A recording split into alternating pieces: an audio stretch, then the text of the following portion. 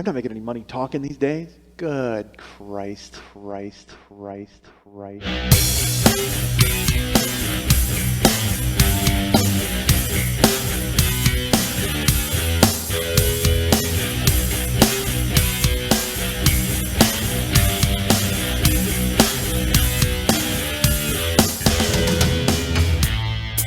a dick, folks. I'm not gonna lie to you.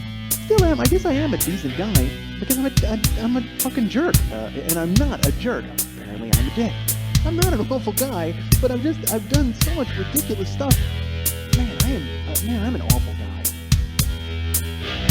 Hey, what's happening? 40-Year-Old Boy podcast coming to you live. Mike Schmidt, live on Wednesday, not live now when you're listening to it. I'm gonna do a live podcast one day, but only from I'll be in a booth. Like, you guys can come and I'll just sit in a booth. I won't make eye contact with anybody. I'll just sit there and talk into a microphone. That's how it works, folks. You talk into a microphone, and then sounds are recorded. It's funny when I do that. I feel there should be that music from the old 40s, ding ding ding ding ding ding ding ding, and then he went into a booth and spoke into a microphone. Ding ding ding ding ding ding ding ding ding. That's how things are done, folks. Hey, people ask, I don't even know what music is playing right now, or it's actually faded by now. If it's still playing, then Lily's not doing her job, let's be honest. Although I think we can all agree, she may have gotten a swollen head after last week's big mix-em-up at the end of the podcast last week, because I did get emails on that. I didn't tell you, I got a ton of emails from people who enjoyed it, and that was nice. And also, I want to go ahead and welcome all the listeners from the Fleetwood Mac website who wound up finding my podcast because someone posted the podcast on a board, and I guess at lindseybuckingham.gov. I have no idea. I don't know what happened.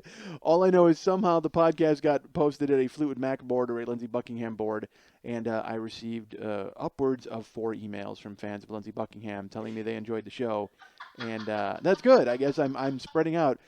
God knows, as a 42-year-old white man, I need to get as many other 40-year-old white people listening as I possibly can, or 50-year-old white people. If you're Fleetwood Mac fans, let's be honest, you folks, we're all going to die soon. I mean, I have no young people listening to this goddamn show. There are some young people who write and listen, Yeah, they write. A lot of people, they'll write me letters, and they mail them to me, and then I'll read them aloud with a somber fife playing in the background, because I like to do a little Civil War reenactment with my letters. Dear Mr. Schmidt, when your fart said boola boola, I can't tell you how touched we were. As they composed that from a study hall somewhere. I don't know, they have study halls in college? They do, right? Or in high school? I have some I was so funny. I was talking to somebody about Facebook, because I'm not on Facebook. And I continuously get emails from people telling me to do Facebook. I don't know if I'm getting poked or prodded or vampire bitten. I don't know what's happening over there. But whatever it is, they're trying to get me involved in it. And you know what? I love everybody who enjoys the show, and I'm glad all of you are on board, and I'm really thrilled to have you as part of it. But I think I'm going to hold off on Facebook. I'm gonna keep Facebook at arm's length, because I feel weird enough having a MySpace page. And as much as I enjoy 15-year-olds sending me U.R.AWSUM awesome messages, I don't think I need to get them from a second source, really. I think I should just keep my UR awesomes coming just on the MySpace page. And please continue to send them. I do like hearing that I are awesome, and I like hearing it in as few letters as possible. By all means, as texting is destroying this country from within.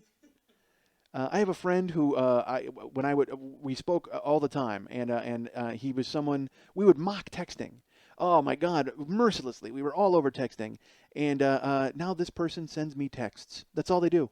That's how they communicate with me, is via text, which is either A, their embracing of a technology that they previously thought was ridiculous, or B, them shunning a friend who they no longer have an interest in speaking directly to, and would rather embrace a technology they thought was ridiculous in order to keep them out of their life as much as possible.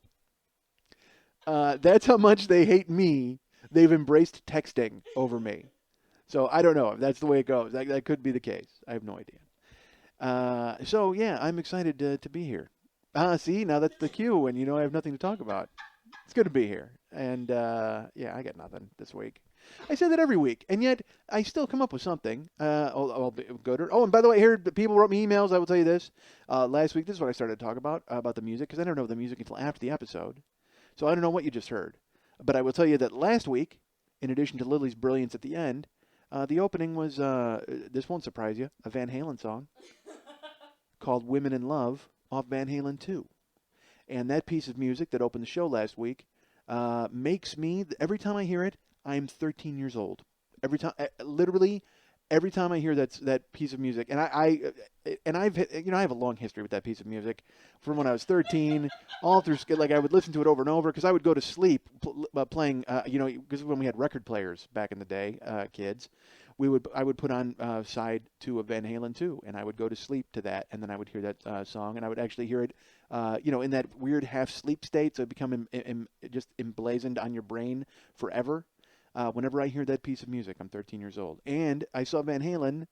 I saw them 3 times on the last tour with Dave, and it was fantastic. But before that, when they got together with Sammy for one more, hey, why don't we give this a try to make some Scotch money? Like that was this horrible tour. The tour where I went with Pat and my buddy and Jimmy Pardo, and as we were walking out, I love Van Halen, as I think we all know. Van Halen is my band. But they were so bad that night with Sammy Hagar. And this is when Eddie looked bad, when he looked like Ed is most homeless. Eddie's wearing pants that are ripped and shoes with holes in it and like crazy hair in his face and bad choppers. I mean, he just really looked bad. And he tried to play that piece of music, Women in Love, and couldn't do it. And it was so disappointing to me because at least it was like, part of me was like, yeah, he's trying it. That's cool. Oh, that's not happening. Good Lord. Oh, please stop. Stop at this point. Like, I wanted to give him a cigarette and a flask and just go, honestly, go to work. Go to enjoy yourself. Please stop ruining my childhood before my very eyes. Because, as much as that piece of music transports you when you're 13, if you hear it done poorly, then all of a sudden you're 13 and all the bad things that happen when you were 13 are coming up. Like the time I wound up going to school with a shirt covered in cat piss. That was not good at all. So that's what comes to mind when I hear that music being done poorly. I talked about that on here, didn't I? Did I talk about that? Oh, dude. One time I went to school, and I'm 13, so I had to take the bus freshman year, and I get in the bus, and even at the bus stop, I noticed something. Like, I'm like, what smells? This is weird. Like, something smells very strange. And I didn't know what it was. And I lived in flannel shirts. Like, you know what? Fuck Seattle. I created it. I was a fat guy at the age of 13 who buried himself in flannel. And a UFO tour shirt. That's what I wore all the time. I had the UFO mechanics tour shirt. That might have been in sophomore year, 81. This might have happened in 81. I don't know. Half of you weren't alive at that point. And when I say half of you, I just earlier said I have no young listeners. Why? Who am I fooling? Nobody. But then again, in 81, that's still 27 years ago. So yeah, maybe you still weren't young, I guess, back then. Maybe you were. I'm talking in circles. I don't know what's happening. So, well, let me finish this thought first of all. So then I see Van Halen 3 times on the tour with Dave, the recent reunion tour, and Eddie played "Women in Love" at one of the shows in his solo and nailed it. And I was so happy because it got the taste of seeing, bum Eddie trying to play it and passing out on stage. Oh, that was so bad. His solo was so bad when we saw him. And so anyway, I'm there with Pardo and Pat, and as we're walking out, Pardo goes, "You're done with them, right?" And he had this weird perverse pleasure in getting me to say that Van Halen sucked, even though they didn't. They don't suck. I mean, they're still like my favorite band. But that night, there's no doubt that they sucked because Sammy Hagar is signing underwear and like anything you threw on stage. Like he wasn't even concerned with singing. He was signing memorabilia, and the band was playing, and they just, and it was at a time when it was Eddie and Alex versus Sammy and Michael, and you could just see the factions even on stage, like the cliques. And yeah, that made me feel 13 too, seeing 4 old men pair off into cliques and not talk to one another when they're supposed to be friends. Oh, it was horrible. But now I saw them, like I said, I saw them with Dave, and it was fantastic. All 3 shows were great. The LA show was really good, better than the 2 Chicago shows, but the Chicago shows were fantastic too. And he played "Women in Love" in the solo, and it was great. There you go. So that's because I think probably had like 8 emails asking me what that music was, and so there, enjoy that. That's 8 emails I don't have to answer. out of the out of the I'm not kidding right now, I have like 175 emails. Again, I've let it build back up because it's just because I read them and then I just go, I had to jot that person a quick note. Wait a minute. I'm sure there's something more important on the web to do. Hey, where's that game where I pretend to hit a fastball? I mean, it's like I wind up doing that and do that for an hour, which is not good. Although I'm very good at that game, and I will crush a baseball. I will crush a simulated baseball, a simulated 400 feet, in lieu of doing any sort of work at all or staying in touch with my public, as I wonder how I'm going to advance my career when I don't even, and then I don't even write people who like me. The small sliver, and I mean the smallest, tiniest sliver of popularity I've carved out for myself, I refuse to fan the flames of it. Literally, if I was building a fire on an island, I'd be rubbing a stick for the past 17 years, and I actually have a spark now. Like, there's actually a spark. Literally, think of that, 17 years of rubbing stick on stick, trying to get a fire, and then whoosh, a tiny, oh my God, there's a spark and smoke, and then I sit back and put my hands behind my head, and I'm like, there we go. All my hard work is finally paid off. You wouldn't want to go ahead and try to cultivate that into a raging bonfire of popularity. No, go with that tiny little spark and smoke, and then lean back, very smug and self-satisfied. Yes, finally all my hard work is paid off. Hey, that spark just went out. That fire just went out. Wait, oh, you mean I was supposed to do something to maintain that fire? Christ. I've been working for 17 years and I've got that much spark. Shouldn't it have burst into a fire on its own? I mean, it should have, right? Because I've been working not hard at all for 17 years. You would think that level of non-dedication would do something for me. No? All right. I then will have to sit in the dark for another 17, rubbing the stick on stick. That's the noise of it. Right there. All right. So, what the hell was I going to talk about? Oh yeah, I was a kid. All right, so I go on the bus. I get in the bus, and the bus was always an adventure when you're a kid, as you know, if you took the bus. Freshman year, I was on the bus. Here's an interesting story. I think I told this story, although if I did, I apologize. My friend Dennis was on the bus.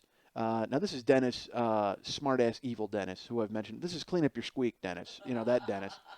This is the Dennis who would do anything for me, who's a great friend and still is to this day.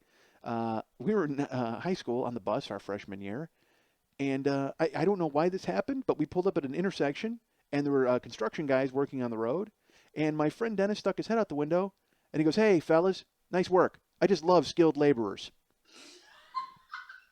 I don't know why that happened. I don't know why he decided it was time to antagonize the construction workers on Boughton and 53, but he did.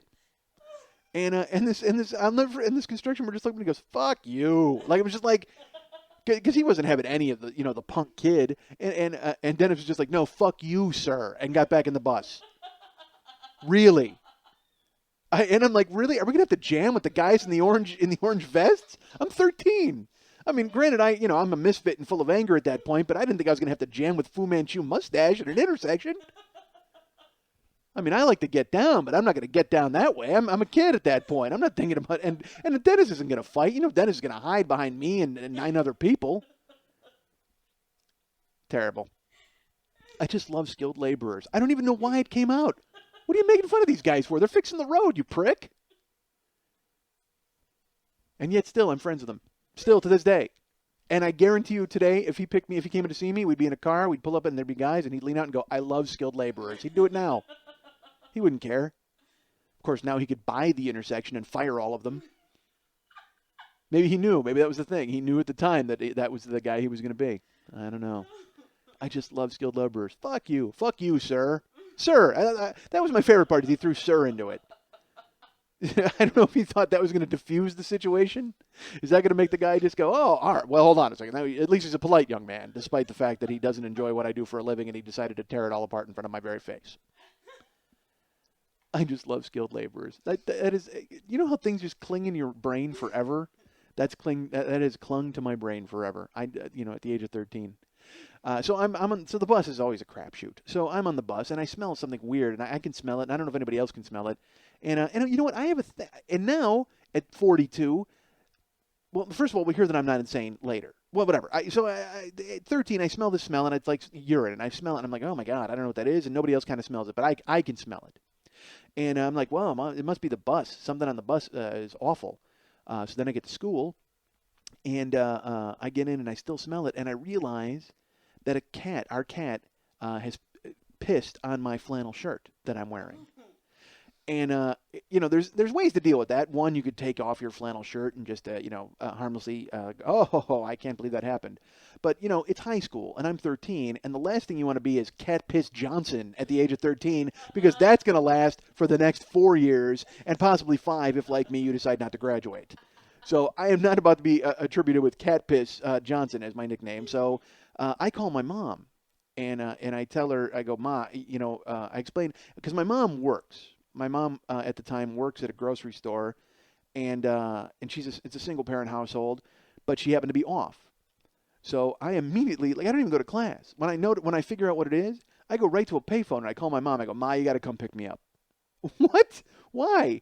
And I said, because I'm my shirt, like the cat peed on my shirt, so I need a new shirt. And she's like, well, I'll just get you a new shirt. Now, where I lived, we lived in a townhouse, and it was really small. But the basement was where I had my room, and my older brother Lenny had his room, and the laundry room was. And I don't think my mom ever set foot in the basement. Ever. Up to this point, I don't think she had ever been in the basement. We'd lived there 6 months, something like that. I know this is, it was sophomore year that this happened. So we've been there about a year, I would imagine. So now she's like, well, I'll just go get you another shirt, which means my mom has to go in my room. Now, when you're 13, the last thing you want is your mom to go into your room unsupervised. Because, down in my room, and it's a small room, which is to my benefit. I can't have a lot of horrible things.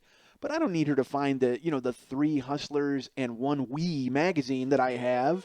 I may have left them out. Because, I got comfortable enough with where my mom wasn't coming downstairs to where, I just, I didn't care. And also, I'm 13, 14, I'm jerking off twice a day in this room. So, I don't know what it looks like. I don't know if my mom's, and again, this is before you knew about the black light that could find the specimen everywhere and stuff like that. Seriously, I don't want her in my room. I don't know what she's going to find. And I'm just like, part of me is like, Ma, you know what? Just come pick me up.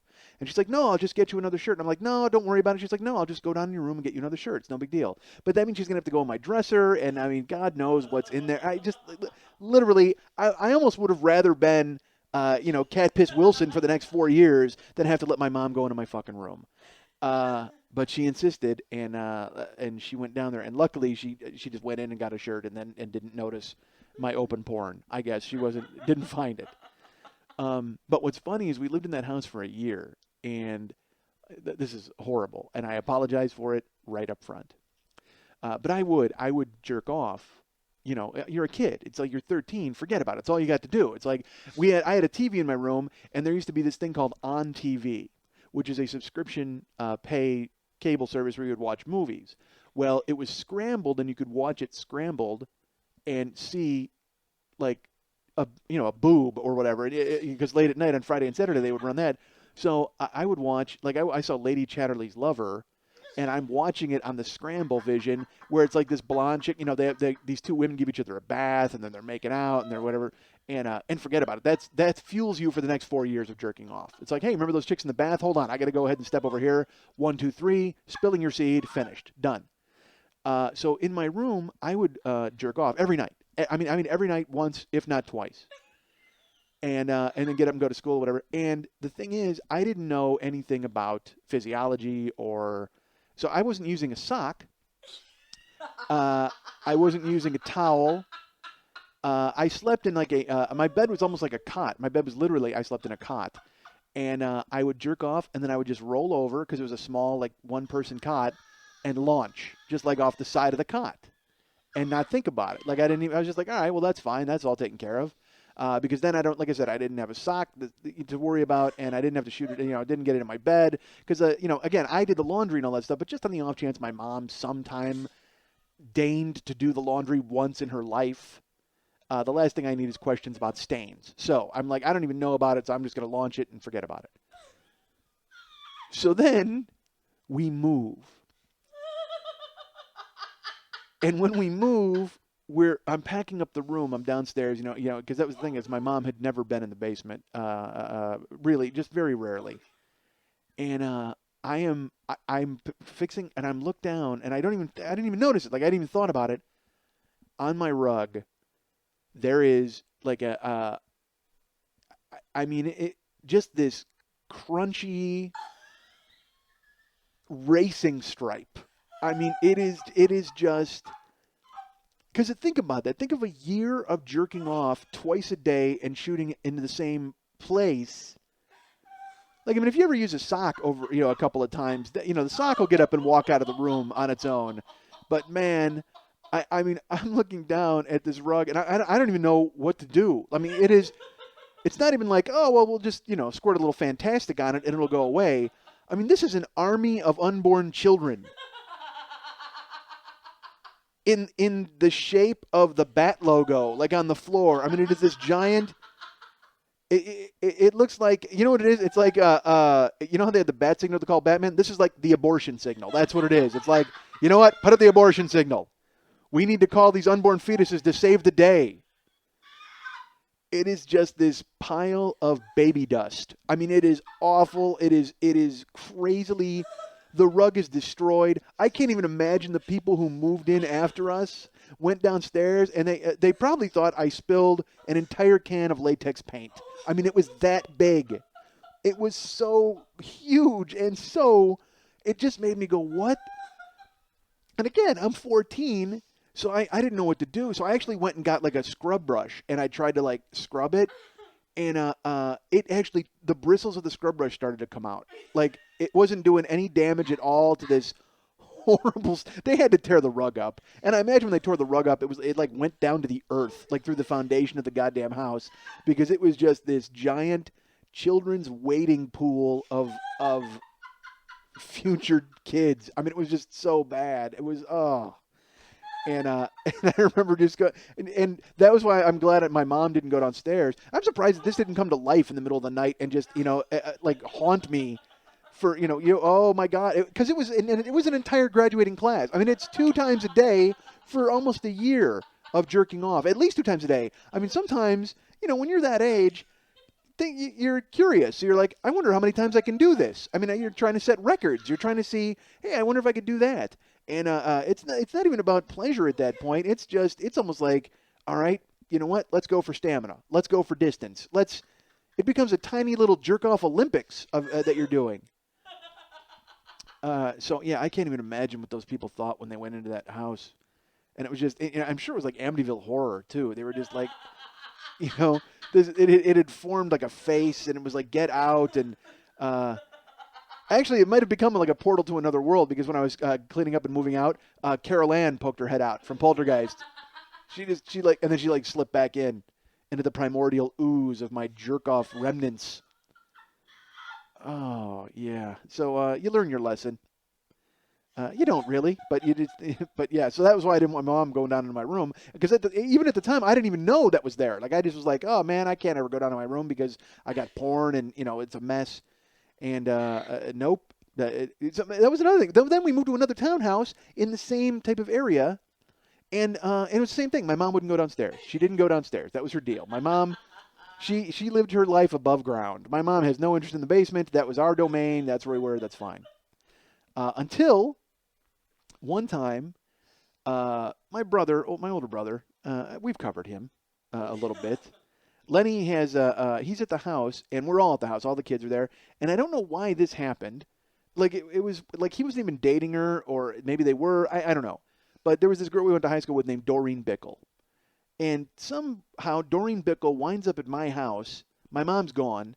Doreen Bickle's at my house. She's down in Lenny's room downstairs, and we're all in the house. We don't know what's happening, and Lenny's downstairs, and I'm there with my little brothers, and we're avoiding that. And my mom comes home early. And Doreen Bickle, in her infinite wisdom, has parked in the driveway, which blocks the garage, which means my mom can't get into the garage. Now, my mom has a temper. So my mom comes into the house and she's like, "Who the fuck's in the driveway?" And we're like, because I don't want to say, I don't know, I don't want to say it's Doreen because then she's gonna be like, "Where's Doreen?" And Doreen's downstairs, and the only thing we have going for us now at this point is my mom does not go downstairs. So she comes in the house and she's like, "Who the fuck's in the driveway?" And we're like, "Oh, Lenny's studying with someone." Like and she yells downstairs, and my mom's like, "Hey, who the fuck's in the driveway?"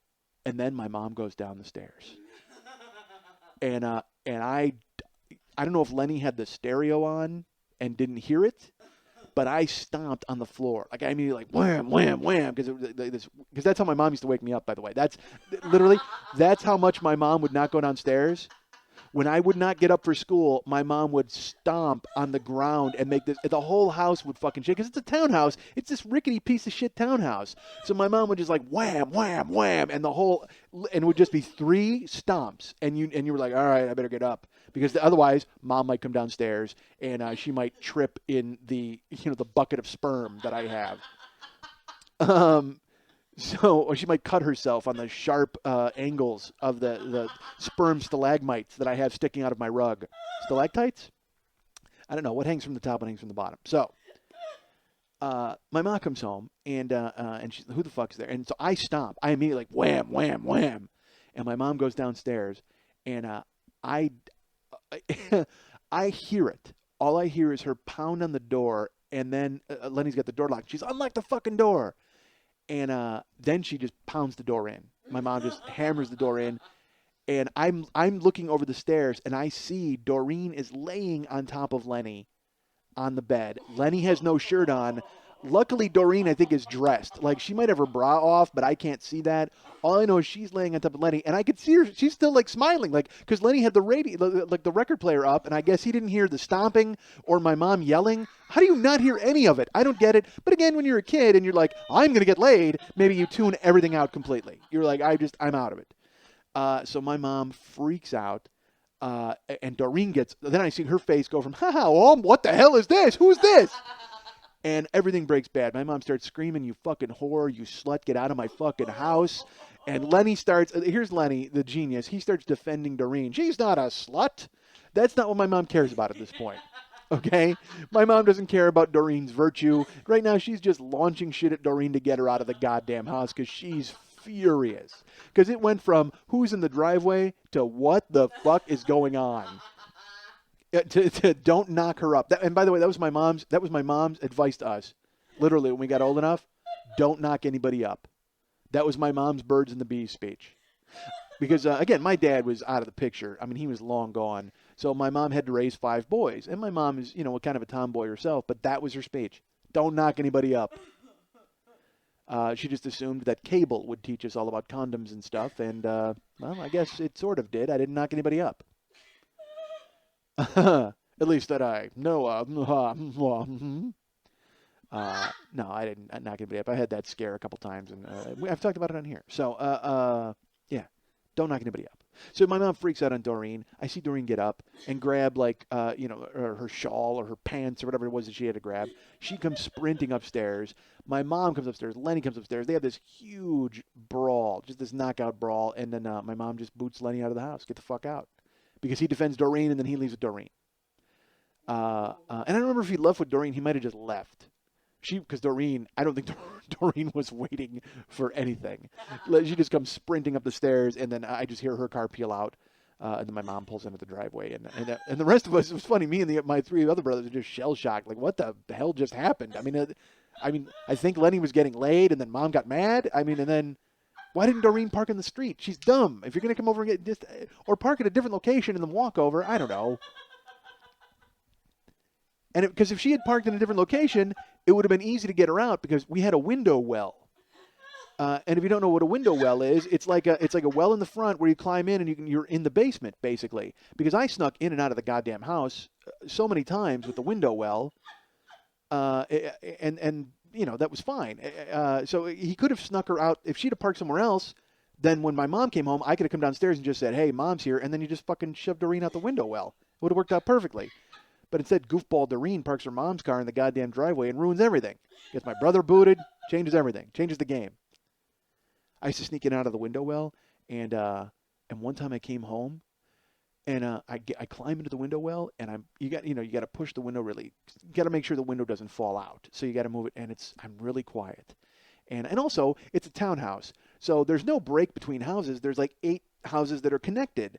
So, all right, here's 2 different things that happened. Once, I was sneaking out from the window well. I don't know why my mom thought I was going to bed at 9:30 on a Saturday, but she did. So I went to bed at 9:30 on a Saturday, and I waited about a half hour, and then I snuck out of the window well, and I opened it, and I'm sitting in there, and I climbed out the top, and, oh, hello, Donna, my next-door neighbor. She's literally standing, because she's a foot away from the window well. And she was leaving, and she had locked her door, and I popped my head out, and I'm climbing out, and she looks at me, and I just go, hi? And she just smirked and left, because she was young enough to realize what was happening, and also probably knew that my mom was batshit insane, and the last thing she wanted to do was get involved in that. Because I used to babysit for them anyway, so they kind of they were nice to me. So but it was so weird. I'm figuring, because you don't think. All I'm thinking about is my mom inside. I'm like, all right. I poke my head out of the window. Well, there's Donna, just standing there looking at me. Hi, how you doing? Weirdo sneaking out of his house on a Saturday night. That was bad. So then another time I come home. This time I came home and it was like 3:30 in the morning, and I climb into the window well, and the window's closed. It was a window like on a lever with a chain, so you had to leave it partially open. Otherwise, you really have to push hard on it. So I come home and it's closed. I'm like, why the fuck is it closed? That makes no sense. And again, you don't think. So I start pushing it, and you have to really kind of shove it to get it open. So it's 3:30 in the morning. It's completely quiet. I'm shoving the window, and then I shove it a little harder. And this huge noise. I don't know what it is. It's just like crash, like the loudest noise. It's like someone set up a drum kit in front of the window. It's that loud, like a cymbal crash. I mean, this is the biggest. And it sounds, of course, it's 3:30 in the morning, and it sounds louder even because you're sneaking back into your house. And I'm furious because I don't know if someone's running a game on me, if my little brothers are goofing with me. But I finally get in. Nothing happened. Nobody heard it. And I get in, and it turned out, what had happened was my mom said that she was cold, and she was looking for an open window, and she sent my little brothers downstairs, and they said, oh, the window well was cracked open. So she's like, well, close it. And they closed it, and they set up paint cans and all sorts of mops and shit in front of it in case someone broke in. Like my little brother had the idea, because they didn't know I was sneaking in and out of the house. So my little brother set up a Wile E. Coyote, Rube Goldbergian trap for any burglar who would come into the house. I'm surprised that honestly, a ball didn't roll, and then a clock would tick, and then a net drop didn't drop on my head. But yeah, that's what happened. My brothers had set up a trap for burglars. 3:30 in the morning, I destroy the trap. I don't even trigger the trap. I just smash through it. Nobody wakes up. So that's how close we were to dying at all times at my house. That was our makeshift burglar alarm. Nobody fucking heard it at all. Nobody wakes up. Nobody bats an eye. I'm freaking out because I'm just frozen, this huge noise, and I'm holding the window well, frozen in my house going, I'm busted. They're calling the cops right now. And I waited, I think an hour, but it was probably more like 2 minutes. But I waited, and when nobody made a move and nobody did anything, I pulled out the window from the window well, climbed into my house, set it up, and went to bed. Next morning, nobody said a word. And this is even weirder. Nobody even mentioned the trap. And nobody even came down to see that it had been sprung. No, my little brothers are insane. They was hey, let's set up a trap. Hey, look, a butterfly. They're that completely uninterested in what they did. So, yeah, that happened. So, yeah, but man, I remember that when I was 13. I did not want my mom anywhere near my room. And luckily, she would comply. My mom never went in my room. Because I can't even imagine. People always tell stories about getting caught jerking off by their mom, and I mean, I would just, that would be it. I mean, I'd kill myself. I'd hang myself. I would because let's face it, I'd be autoerotic asphyxiating myself anyway at the time. So I would just say, you know what, fuck it. I'm just gonna die now. You know what? She's discovered this. She's gonna discover a whole lot worse. If she caught me jerking off with a noose around my neck, forget about it. I'm just gonna let it finish the job. She can have even more of the story to tell. Let's really traumatize this woman. I can't even imagine that. I got caught jerking off one time, and it was I moved back to to Chicago, and I was living with my brothers in an apartment. And at any given time, there were four of my brothers in this one-bedroom apartment, which meant that there was always the possibility of murder. Just this seething cauldron of rage, and people in close proximity. It was terrible. But I came home one time, and I'm alone. And finally, because again, when you're in a house with I didn't go to college, but I can imagine what it would be like to be sharing a dorm room with somebody and wanting to, you come back and you find the sock on the door and your buddy's getting laid. Did you put a sock on the door when you were just jerking off? Like, would you do that? I would do that if I was in college. I'd put a sock on the door so my buddy knew that something was happening, and then I'd just come out alone. He'd be like, "What are you doing?" I go, "I had to run off a batch. I didn't want you walking in. I spared you. I spared you walking in on that. And by the way, don't touch the sock that I had on the door, because that would be very bad for you. You don't want to get any DNA on yourself." So I never used the jerk off sock, until like the last few years. Like and now I've decided to embrace it on the road. Because you know what? This is how weird it is. I'll be in a hotel room, and I'm just like, I can't just jerk off all over the place in this hotel room because that's horrible. People use this room. I go sock. I use jerk off sock. And the worst part is when you're on the road for like a week, because then you got, jerk off sock, a couple of, then you got to go through the whole kit and caboodle of your socks. And eventually all of your socks have been befouled. And then I think of a maid coming in and like going through the socks, and then just going, it's not hygienic to jerk off anywhere. Let's be honest. But I try to think of the people who might come upon the result. I never understood the jerking off into tissues, because it always, and maybe it's just me, and again, I might be revealing a little bit more about myself than I care to, but tissues aren't enough to handle what's happening. Tissues are not. That's not what I need to. I need sock. I need super sock, or I need towel. Tissues are not getting the job done for me. And also tissues, because let's face it, it's a sticky situation, a literally sticky situation. And if you use a tissue, then you wind up with remnant of tissue on your friend, your pal, on your buddy, on your cock. And I don't want that. Nobody wants that.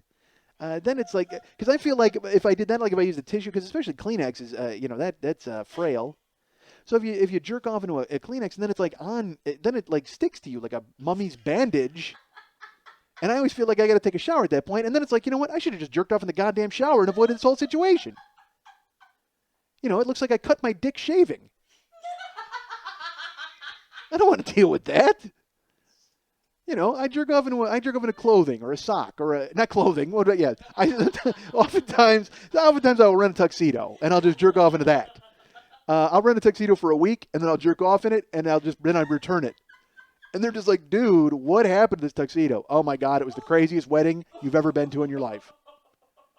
There's got to be 14 loads worth of fun in that tuxedo. What a great party. Anyway, take it back. Go ahead and steam clean it. That's what I always think about when I rent a tuxedo. What happened in this tuxedo? Because if it was like, if it was a tuxedo from a wedding, chances are good that nothing really happened, unless somebody like quickied with a bridesmaid somewhere. That's fine. But if you're getting a prom tuxedo, you're walking around in a goddamn a petri dish. You might as well just roll around in shorts on an adult bookstore floor. Jesus God, prom tuxedo, I don't want that. You gotta burn them. If you rent some kid a tuxedo for prom, burn it afterwards. Because that kid, he might have just gone off in his pants during a slow dance. You don't know about that kid. He might have gotten laid later, but quite frankly, the second they brought out, I Won't Hold You Back by Toto, he might have just said, you know what, forget it. I'm going off like a sprinkler. And God forbid anybody at their prom is dancing to Toto these days. That would be awful. I don't know why that was the song to kid, because I'm 42 years old. That's why. Because I can remember being at Brian Racine's house and turning all the lights off, and everybody would dance to I Won't Hold You Back. And by everybody dancing, I mean everybody who had a girlfriend or was good looking. And meanwhile, fat funny guy in his flannel shirt was off on the couch going, God, I wish I had a lady to dance with. I'm going to go ruin a rug. I don't know if I wanted a lady to dance with at that age. Although once I was at a party, here's this story. I was at a party one time, and I swear to God this happened, and I know it happened, but yet it's like in play. I was at a party, and it was at Tony Genis's house, and she was great. We had a whole bunch of us hung out with a whole bunch of people, and I insist on giving their last names because I'm an idiot. So I actually got drunk at this party, and I don't know why I did. It just here's why. I think I mentioned that I've chugged. When I chug stuff, it was like to win a contest or a bet. But if I would chug a couple beers, I would finally just go, you know what, the hell with it. I mean, I'm already kind of halfway there, so let's do this. It was like when I was at Greg Geppert's birthday party one time, and he brought over a bottle of Jack Daniels, and my friend Woj took like 2 big slugs out of the bottle. And I was like, well, I'm not going to get shown up by Woj. And I like, like I took I drank like a third of the bottle of Jack Daniels. I chugged it. And that night, driving home, I threw up black. I can't even explain to you what it was like. That was I threw up. It was like I was leaning out of my buddy Pete's car, and I'm throwing up on the road, like driving, like just nasty. Because I decided after I drank the Jack, I'm like, well, you know what the hell, that it's an open bar. Let's go to work. And I'm 17 or whatever I was at the time. So I'm drinking everything, and I threw up black. Like it looked like black Jello. It was so awful, and it's coming out of me. And I got to my house, and I'm climbing up. I can remember getting in. My friends had to bring me in up to my house, and I used the key, and I got in, and then I crawled up the stairs. And I crawled into my room, and I'm just like, and I actually woke up with puke next to me, like that, and not even remembering, like, oh my, and black, like this little, it just looked, and that was even more, like, not as bad as the rug when I was, 14, but still, it wasn't great. So I woke up, and thank God I'm not on my back, right? A Bon Scott it out, and we're not listening to this podcast. I'm in heaven looking down, going, God, I wish I'd have done all that awful stuff, and I could have made people laugh about it. Instead, I'm dead at 16 because of Greg Geppert, you fuck. Thanks for giving me the Jack, you jagoff. So I make it through, and the next morning my mom wakes me up because I'm supposed to mow the lawn. And it's like, it was like 98 degrees and humid in Chicago. And my mom and stepdad are like, all right, you got to mow the lawn today. And I'm just kind of like, all right. And I sat down with them and I said, look, I got to tell you this. Because I had a hangover. I was so dehydrated. My head hurt so bad. I said, look, I drank last night, and I actually think I have a hangover. I'm not, and you know me, I don't ever do this. Is there any way I can mow the lawn tomorrow? I can put this off. And my mom and Dan, Dan is my stepdad, they were actually really cool about it. And they were like, you know what? Yes, that's fine. It's hot out, and recover, and that's funny, but don't do that again, and don't make a habit of it. Ha. It became like a running joke. Until a week went by, and I still hadn't mowed the lawn. And then they were like, what the fuck are you doing? Like, why aren't you doing it? And I was just finding ways to get out of it and kind of ducking it. Shocking, huh, that I would be avoiding work. And finally, I don't remember what the culmination of it was, but I remember I got thrown out of the house. My mom was just like, get the fuck out of the house. You need to get out. I don't want you here anymore. You got to leave. And I was just like, really? Seriously? And she's like, get out. So I got kicked out of the house for not mowing the lawn. I got kicked out of the house a couple times as a kid. So yeah, I got kicked out for not mowing the lawn, and then I had nowhere to go at the time. I was just like, oh man. So I wound up living with Dennis, my buddy Dennis. I love skilled laborers, Dennis, and sleeping in his basement and eating Tombstone pizzas. As his parents were like, what the fuck are you doing here? Why aren't you gonna get a job or live a life? And I was awful. I didn't even know how to drive at the time. I was like 17, 18 because I had failed driver's ed. And, oh man, this is awful. This is turning into what a loser podcast. Good Christ, this is terrible. So yeah, I got kicked out of my house a lot as a kid. So there you go. One time I got kicked out. I don't know if I told this story. My mom and Dan were going to go look at houses. And I was the oldest in the house, so I was in charge of everybody. So they left. They left to go to the houses. My brother Glenn was supposed to be doing laundry. And he was downstairs, and I said, Glenn, you got to put the laundry in the dryer. My family's been gone like 2 minutes, my mom and Dan. I go, Glenn, you got to put the laundry in the dryer. And he wouldn't yell at me. He wouldn't answer me.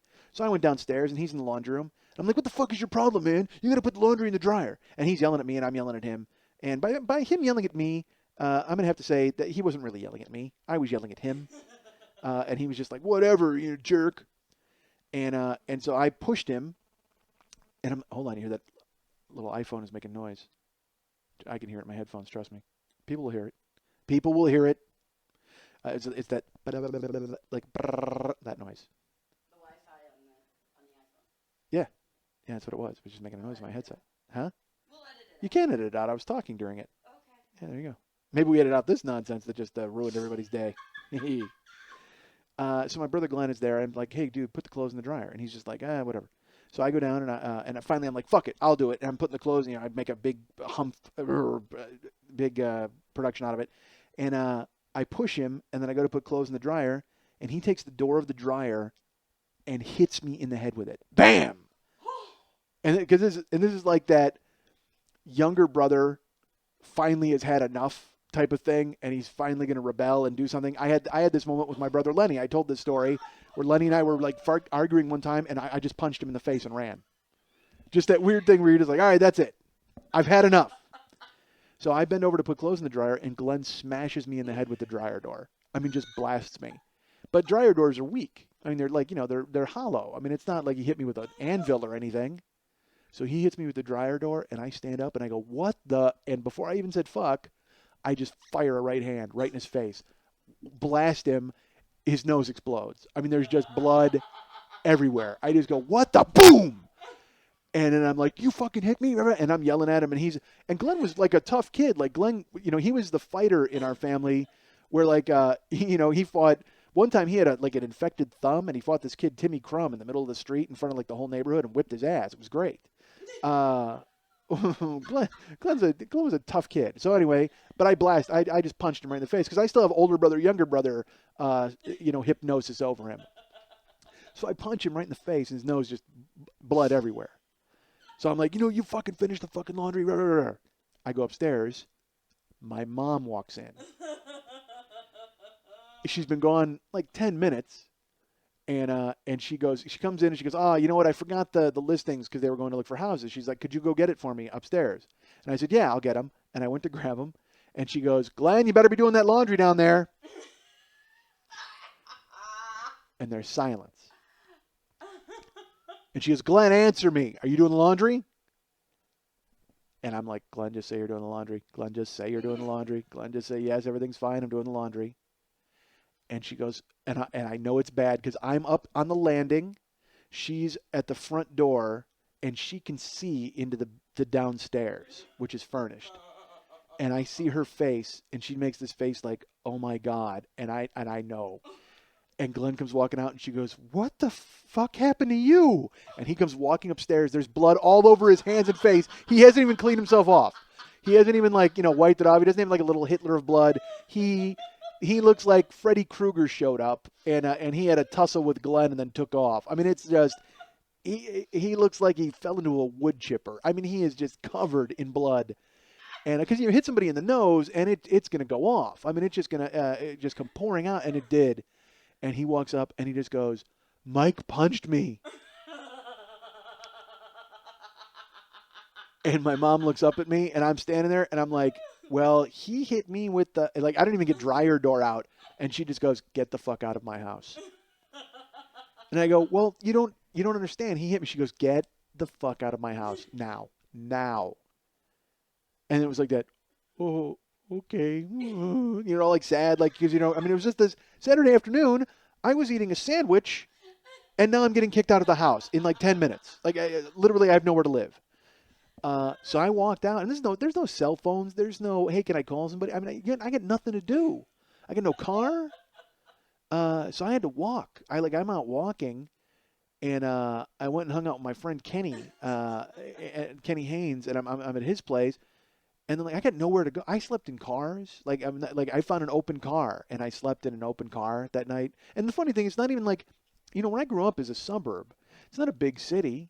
So, I'm just, I might have been sleeping in someone who I knew it was their car. You know what I mean? I don't, it was just this weird thing. It was still at a time where you had to go, hey, my friend's going to sleep over. You know what I mean? I'm still at that age, and I'm still, in that space. And, nobody I know has an apartment. They all either live at home or they're at college. So I slept outside.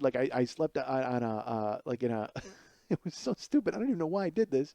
I went to the local Jewel grocery store, and I slept on the stoop, out back. What did I think was going to happen? Was someone going to find me and give me food? I don't know what I was thinking. And then I slept in a car. I found an open car that was unlocked in a neighborhood, and I wound up sleeping in that. And, I wound up finally, I didn't know where the story was going. I don't know why I told it. The bottom line is I got kicked out of my house. And then I wound up sleeping at friends' houses, and then finally got to come home. I had to have like a summit meeting over mowing the lawn when I came back that one time. Like I had to explain why I didn't do it, and this particular time I had to come back because I had nowhere to go, and like my buddy had to get involved, like his mom, and finally we had to broker a settlement for me to come back. These stories have no payoff. They're all story with no payoff. I went back home. So why did I even start talking about that? I didn't even know. Living on your own. What was that? I swear to God there was something else. Oh, jerking off. So anyway, I'm living with my brothers in my apartment, and I'm alone, which is great because you're never alone when you're living with 4 dudes, and then they have girlfriends and all that. It's just terrible. So I find myself alone. I come home, and I throw in here was my mistake. Here was the big mistake in the entire thing. I threw in a porno videotape. If I'd have just jerked off, I probably would have been, I could have gotten away clean, so to speak. But I had learned my lesson from the rug debacle as a child, so I had to like spread out like a newspaper like in front of me. I didn't have a sock. I didn't go sock at this time because it cost money to do laundry, quite frankly. So I wasn't about to start to be folding socks. So I spread out, and I didn't want to do a towel, so I spread out a newspaper, and not like spread it out like crazy, but just like in front of me, where I was like, all right, well that's gonna catch any. I don't want to ruin anything. So that's the thing is it had to be like a ritual. Like it had to be this whole setup. Instead of just, running off a batch, you're just like, oh man, I had to think it out. I had to draw up a plan and there's a schematic. I'm like, oh, it's terrible. So I got the porno out and I got the newspaper out and then I, get whatever else is necessary out. And all of a sudden I hear a key in the lock. And I'm about, halfway there, but it doesn't matter because I've got a porno out. I'm got my pants down, and there's a key in the lock, and I didn't chain the door. That was the huge mistake. Because again, if I just jerk off and I don't make it into a fucking ceremony, I probably can hit and run and get done with it. But instead, I gotta put on a porno. Like I don't need that. I didn't need the porno. I just threw it in. And, I got the newspaper out. I mean, there's really, you know what I'm doing at this point. So if I chain the door, I save myself. But I didn't chain the door. I locked the deadbolt. What am I thinking? And sure enough, I hear the key in the deadbolt. And, because then at this point, it's like, all right, turn the porno off, get dressed, like all this stuff within seconds. And basically all I did was thankfully, I got my dick put away. That's all I did. I stood up because I was going to make a break for the door to like lock it. And as I did, my pants are kind of halfway off, but I got my everything's put away, but my pants are kind of lopsided and I'm trying to zip them up. And my brother walks in, my youngest brother, Scott. And I go, hey, man, I was jerking off. Like, that's all I could do. Because I didn't want him to try to, because I didn't want to try to fake it. All you see is a porno. I mean, who's sitting here watching a porno and not jerking off? I'm busted anyway, so I might as well just come out and admit it right away. Like and because I don't want him to have to come into, basically his apartment because he allowed me to, move in with him. It was my brother Andy and Scott. They were sharing an apartment. They let me stay there. I don't need to make him like a cock detective at that point.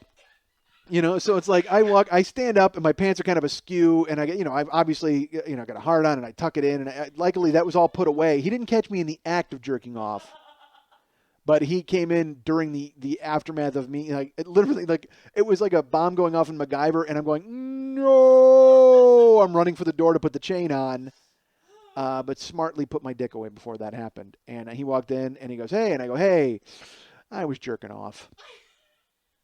And he's just like, okay, that's fine. And then he actually, I couldn't believe it. And luckily, nice guy. He just goes, you want to finish? I mean, you want some time alone? And I go, I'm fine. I think we're pretty much done with it at this point. I said, although I've got a movie, if you want to sit down and watch a movie with me, it's fantastic. And then it became, haha, very funny, and let's all forget this ever happened. But still, and even though I didn't get caught really, I still feel like I'm blushing now telling the story because it's so embarrassing to have that happen. And I can't even imagine what it would be like, I said, literally, to have your dick in your hand and get caught. That would be horrendous. When you hear those stories about people getting caught by their mom, like I can't even, oh my God, that would just be the worst ever. So that happened. So again, I babble on and on about nothing, and it's so funny because I was trying to think about what I did last week, and then I'm going to talk about it, and then I wind up talking about what I did 35 years ago and boring everybody to tears, except for the people who know me, who then call me and go, ah. But I didn't do anything last week. I didn't do.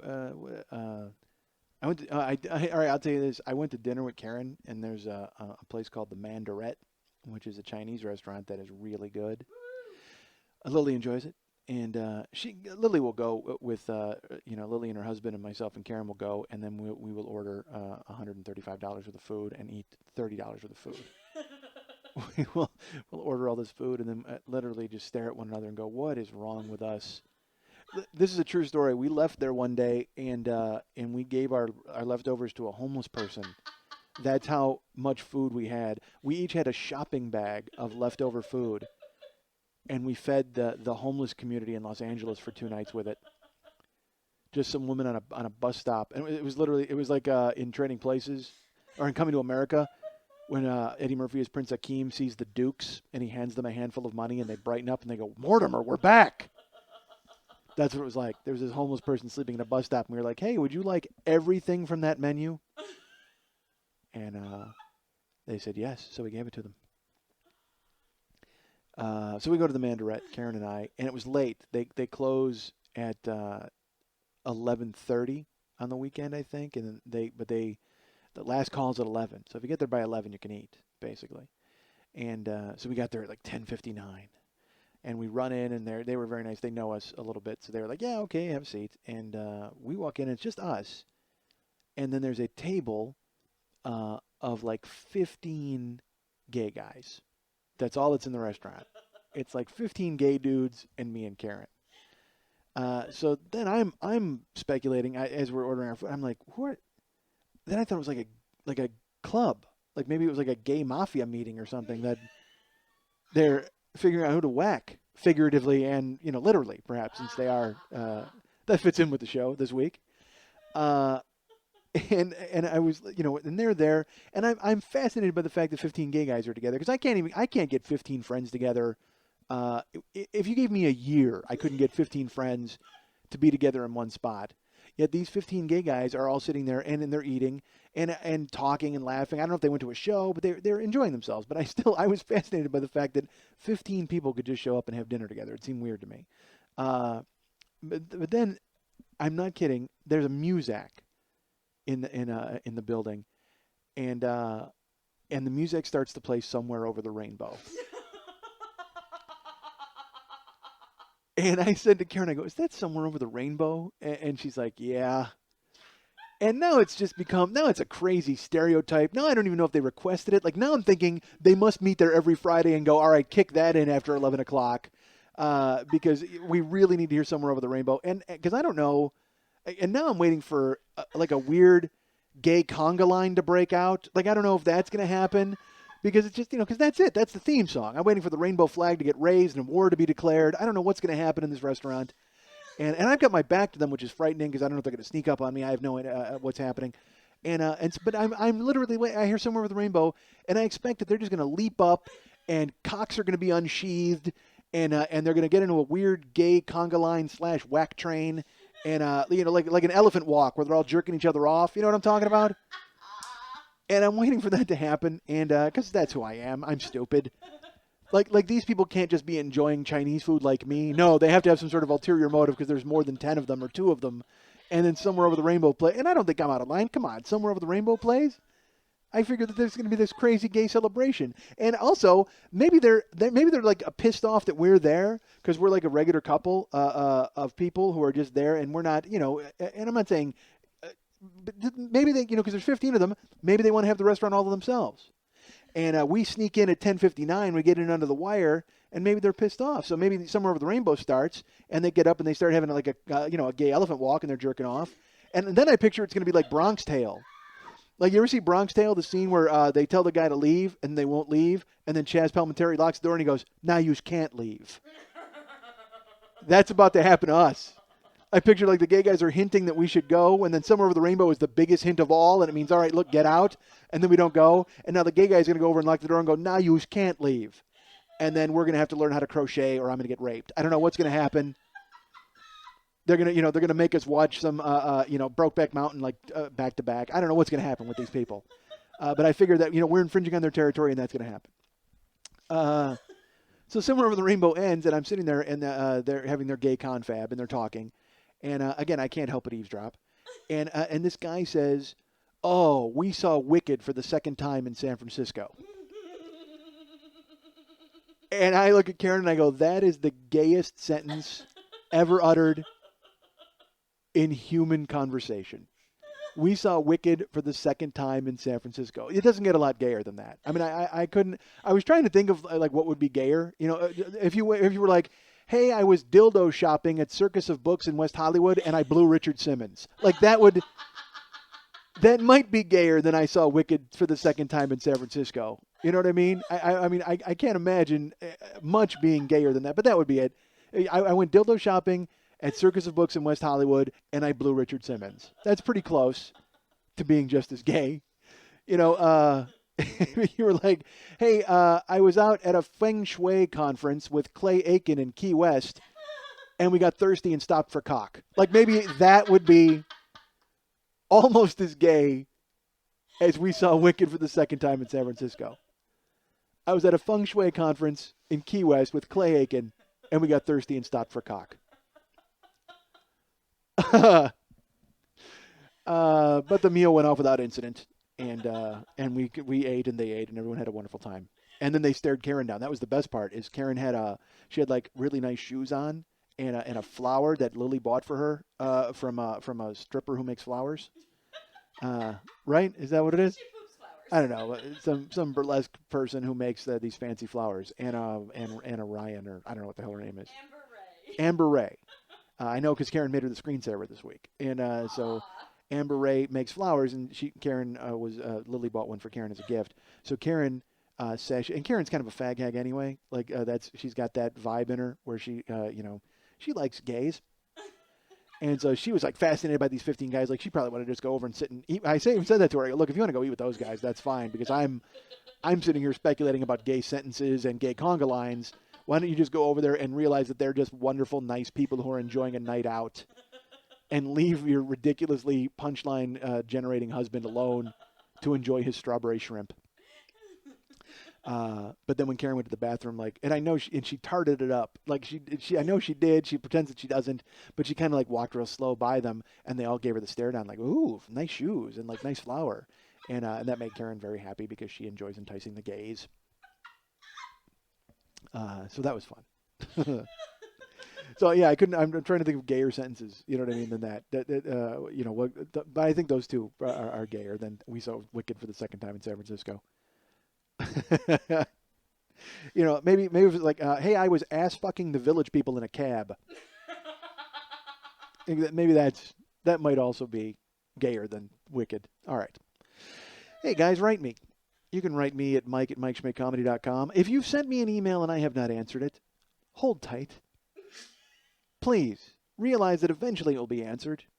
But sometimes when you get 170 emails in a week, it's hard to dig out from under.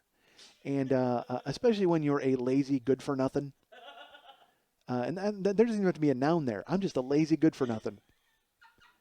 But I will get to you. All emails get answered. They do. The problem is, again, I feel like I need to write you. Like I need to write you a nice note responding. I can't just write a form letter. So it makes it harder. But I will write you. And if you write me, mike@MikeSchmidtComedy.com, you will also get a response eventually. And or you can go to myspace.com/MikeSchmidtComedy and check that out. And also go to comedyfilmnerds.com. I was supposed to write something for them this weekend, and then real life interfered. I got ill, and I was actually going to talk about that on this show, but wound up instead boring you with jerk-off tales. But instead, I spent an hour telling you how I ruined a rug. Take that story to heart.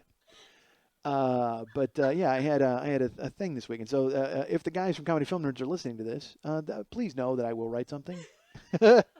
I wound up. I got ill this past weekend. So, but go to Comedy Film Nerds because there's a lot of fantastic stuff there, and check that out. And also, I'll be in Vegas in October 13th through the 20th at the Riv. I'll be doing plenty of open mics before that, so go ahead and check those out.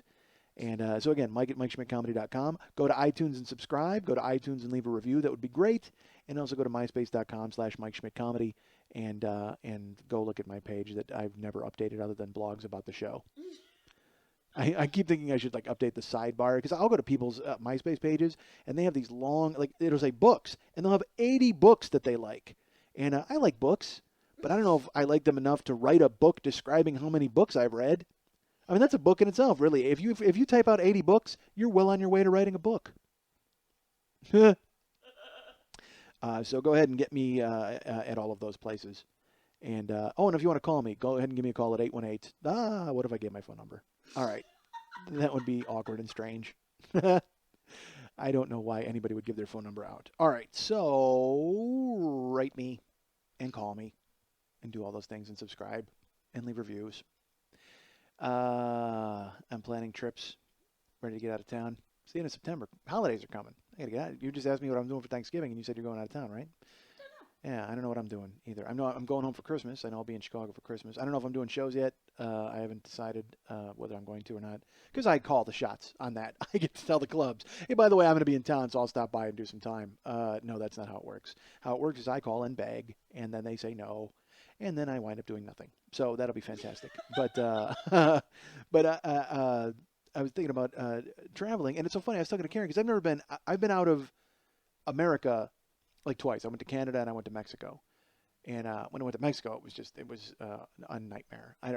But I'll tell that story later. But I can't go into that here. But it was so funny. Karen was like, she wants to go to Europe, and she wants to go to Europe because she thinks she has family there. And I said, what do you mean you have family there? And she said, well, you never know because you can look up your family tree and see if you have a family. And I go, well, so what? They don't fucking care about you. They live in Europe. But she's on board with that. She goes, you're right. I think it's silly. I said, yes, it's completely silly. I said, because I might have family in Ireland, but they don't want to fucking see me. They don't have any idea who I am. The last thing they want me to do is, because literally you show up in Ireland and you're like, hey, guess what? I'm your cousin. And they're like, so fucking who cares? I mean, they just think you're like this fat mooch who wants to steal their potatoes. You know what I mean? They don't know what the fuck is going on. All of a sudden, you show up on their doorstep, and then you're like, hey, I brought some Irish Spring. It's a soap that we have that reminds me of you. And they're just like, yeah, I don't know who you are, but you and your Blarney Stone can get off of my goddamn stoop. All right? I want to go to Ireland, though. I'll leave any family I have there, I'll leave alone, but I still want to go. Although this week, I saw probably the worst sentence. It was like, how you see sentences to lead you, like a link in the internet to leave. What the fuck was that? If you have a link on the internet to take you to a story, and it said, Rose McGowan causes uproar with comments about the IRA. What? Really? There's an uproar over what one of the witches from Charmed feels about the Irish Republican Army? Who cares? Are you kidding me? If she says that, you know what you do? You pat her on the head, and you go, hey, you know what? I saw you naked once, and you walk away. That's it. Let her talk in a fucking vacuum all she wants about the IRA. Nobody gives a goddamn what Rose McGowan thinks. Jesus Christ. Apparently she's in some movie about it. Yes, she's in a fucking movie about it. So what? That gives her ability to talk about the IRA, and we're supposed to care about it? Hey, she's in Grindhouse, and she winds up fucking dying in Death Proof in a car. Should I let her fucking tell me all about house traffic safety? No. It's not going to cause an uproar. It's goddamn Rose McGowan. No one cares. There's a picture of her walking around in glitter naked with Marilyn Manson. She used to fuck Marilyn Manson. That's right there. She has no right to comment about anything that ever goes on in the world. She blew Marilyn Manson. You're out. That's it. You fucked the guy who wrote The Dope Show. You don't get to tell me about the IRA and the troubles in Ireland. Fucking Rose McGowan. Are you kidding me with this bullshit? I don't get it. I watched Colbert Report last night. He's got Jackson Brown on, and he asked Jackson Brown about, nuclear proliferation. Who fucking cares? That guy slapped Daryl Hannah in the face once. That's all I want to hear about. Go run on empty and beat up the chick from Splash. I don't need to hear you telling me about nuclear proliferation. I don't get it. Again, I have plenty of political ideas. I have a lot of opinions. I talk about them on stage, but in the context of a stand-up comedy routine, I would never think to tell you how you should believe or what you should do. I would never think to sit here and go, oh, you know what? Here's what I think about that. Nobody cares what you think. You jerked off so much, you put a hole in a rug. And we're going to find out what you think about who's running for president? Nobody cares. Unbelievable. Rose McGowan, and the fact that, she wants to talk about the IRA, that's fine. No one should ever write a word of it down. Not one fucking word. And if you do report that story, literally, you should just have the picture of her with the machine gun leg from Planet Terror, just so we all know exactly who the source is on this opinion about the IRA. Fuck off. No one cares.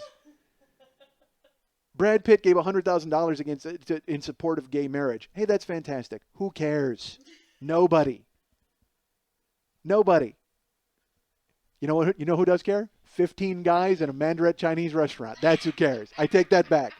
Maybe that's what that was. Maybe there's a confab of dudes chalking up how to spend that $100,000. And you give $100,000 in support of gay marriage. What does that do? Does that you know what that does? It pays for the cake. Maybe that's what it does. I got to imagine a gay wedding. That is the most expensive, outlandish wedding in the history of weddings. I mean, the only people who obsess about it more than women would be gay men, I would imagine. That cake is going to have, and just like a huge 9-tiered cake, and with cock filling. I mean, I just imagine that they do everything they can. Again, that's a stereotype. I'm sure they don't enjoy cock cake. I don't know, but if I have a question about it, maybe I show up at the Mandarin. I talk to those 15 dudes. Dudes, seriously, cock cake.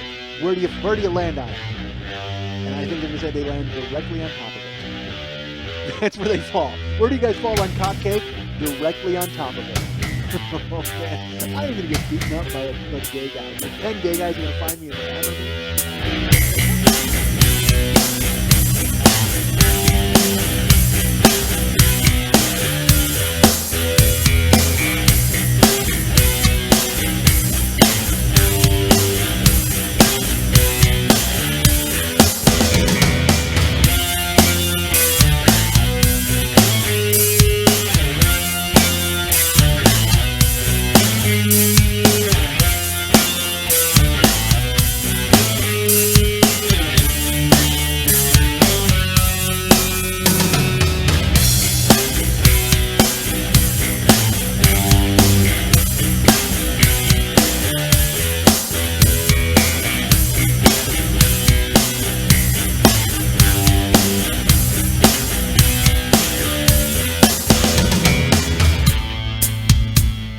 I'm a dick, folks. I'm not going to lie to you.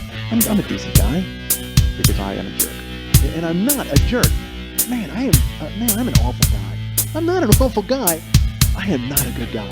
But I don't think I'm a bad person overall. So, and go ahead and by all means judge that. I'm kind of a jag-off. I got no future. What am I talking about? But I am a jag-off. And I'm not a jerk. I'm a nice guy. It's just, I guess I have jerky tendencies. I've done so much ridiculous stuff, and then I wonder afterwards, I'm like, man, how come I don't hang out with anybody? Here's why, because you're a dick.